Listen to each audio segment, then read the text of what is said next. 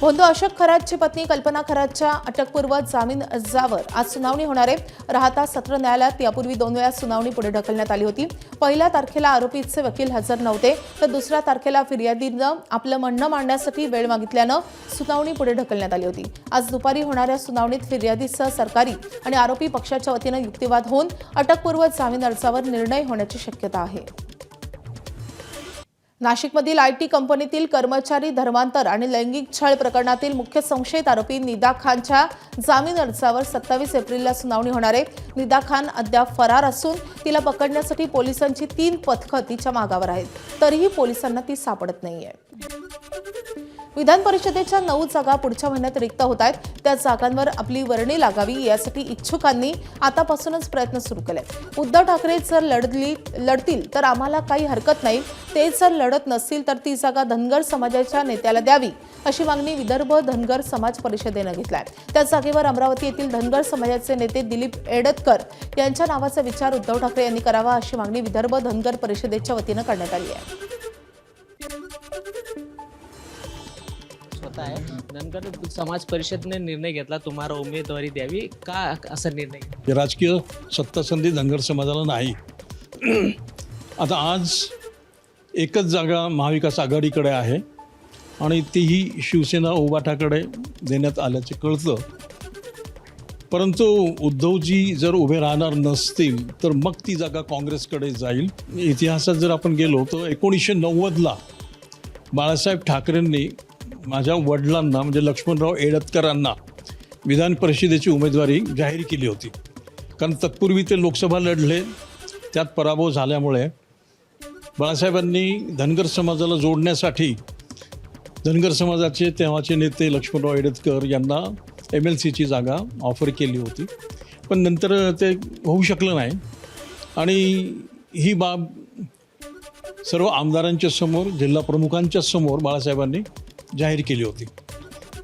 त्यामुळे बाळासाहेबांनी माझ्या वडिलांना म्हणजे लक्ष्मणराव एडतकरांना दिलेलं वचन आता उद्धवजी ठाकरे यांनी पाळावं आणि धनगर समाजाला विदर्भात न्याय द्यावा, विधान परिषदेची उमेदवारी द्यावी आणि लक्ष्मणराव एडतकरांना दिलेलं वचन त्यांच्याकडे कॅरी फॉरवर्ड झालं असल्यामुळे त्यांनी ते पाळावं।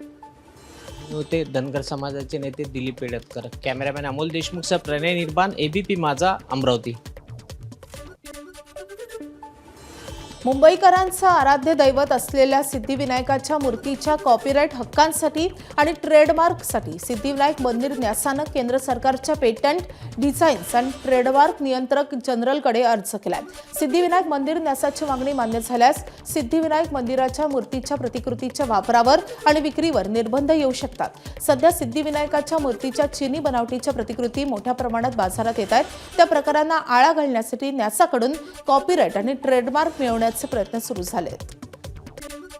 कॉपीराईट आणि ट्रेडमार्कसाठी तुम्ही अर्ज केलेला आहे, काय नेमका यामागचा उद्देश आहे? सिद्धिविनायक न्यासाच्या वतीने कॉपीराईट्स आणि ट्रेडमार्कसाठी आम्ही शासनाकडे अर्ज केलेला आहे। त्यामागची कल्पना अशी आहे की आज सिद्धिविनायक हे जगभरातलं दैवत आहे आणि या फोटोचे किंवा ते जे मूर्ती आहेत याची वेगवेगळी स्वरूपं ही सिद्धिविनायकाच्या नावाने ही वेगवेगळी लोक वापरासाठी आणि व्यापारासाठी उपयोग करतात। तर सिद्धिविनायकाचं हे अधिकृत आमचं ही मूर्ती आहे आणि त्यामुळे या मूर्तीची छेडछाड कोणी करू नये आणि त्याचा व्यापार कोणी करू नये, व्यावसायिक अशा प्रकारची भावना याच्यामुळे आहे। बाजारात चायनीज बनवण्यात आलेल्या सिद्धिविनायक बाप्पाच्या मूर्ती देखील आहेत, तर या सगळ्यावर या ट्रेडमार्क आणि कॉपीराईटमुळे आळा बसेल असं वाटतं?